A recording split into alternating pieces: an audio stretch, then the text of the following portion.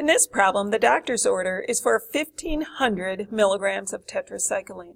We have capsules containing 500 milligrams of this medication, and the question is asking is how many capsules should be given.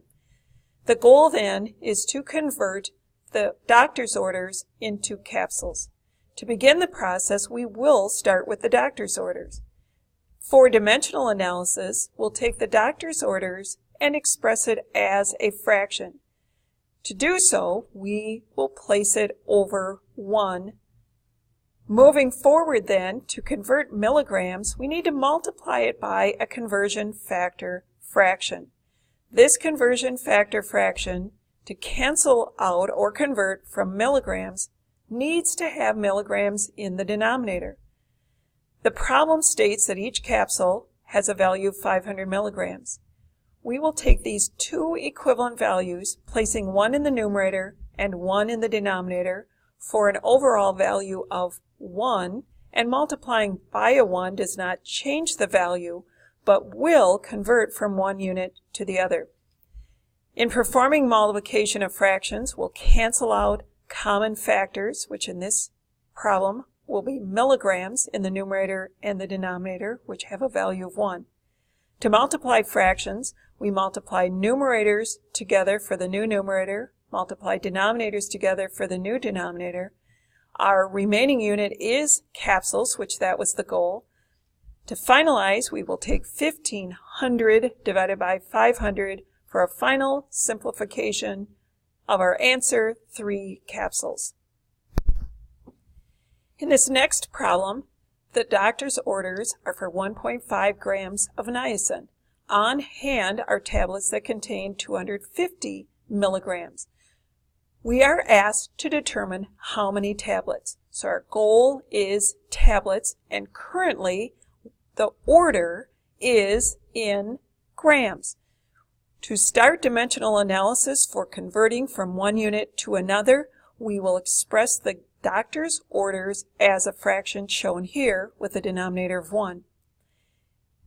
The information given has tablets converted to milligrams, but our order started with grams. We need a preliminary conversion from grams to milligrams that then will allow us to convert it into the final tablet form. In this first conversion fraction, then, we will need to cancel out grams, so our gram factor will go in the denominator. A relationship between gram and milligram from the metric unit is 1 gram is equal to 1,000 milligrams. Placing these two equivalent values in fractional form gives us a special 1 that will give us an equivalent value and allow us to convert from one factor to another. When multiplying fractions, if we have a common factor in the numerator and the denominator, as shown here, we have grams. They cancel out since they have a value of 1. Our doctor's order is now in milligrams. We can then proceed with the second piece of information or relationship of 250 milligrams per tablet. Similar to what we did in the first conversion factor fraction, we need to eliminate our milligrams. To do so, we will place our milligram value in the denominator of our conversion factor fraction. 250 milligrams is equivalent to 1 tablet.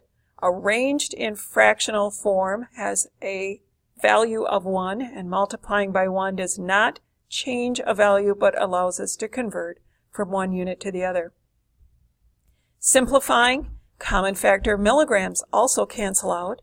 To multiply fractions together, we'll multiply all the numerators for the new numerator and multiply all denominators for the product of the new denominator.